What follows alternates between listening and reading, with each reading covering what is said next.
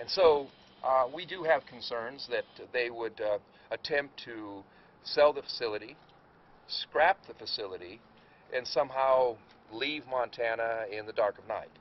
This will not become a new Berkeley pit. This is a facility that will be completely cleaned up before Smurfit Stone container leaves Montana. And bring that over here.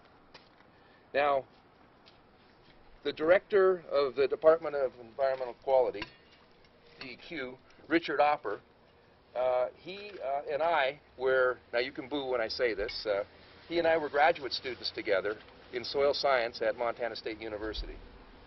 And so I can assure you, between the director of the Department of Environmental Quality and the governor, myself, we're going to make sure that there are a significant number of soil probes on this entire facility to make sure that there are no toxins left behind.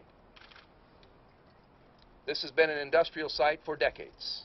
And of course, starting with the asbestos that's contained in the walls and the ceilings, buildings, and continuing to the entire site, we want to make sure that before Smurfit Stone leaves Montana, that we are protected for this generation and the generations to come.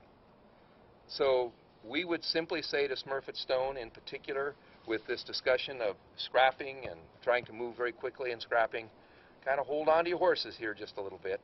There's a few more steps that we need to take. And given the potential liability because of asbestos, each one of those bolts cut up might be worth as much as gold.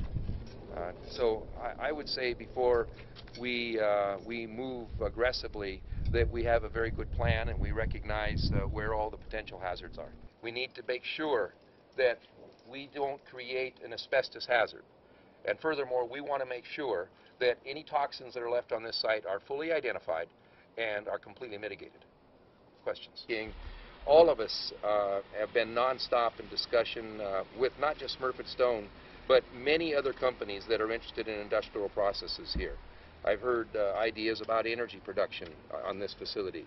I've heard ideas about minerals processing at this facility. And frankly, we've heard many companies who have looked at this facility have told us that they believe that the paper market is a great use for this facility, that the paper market is still profitable.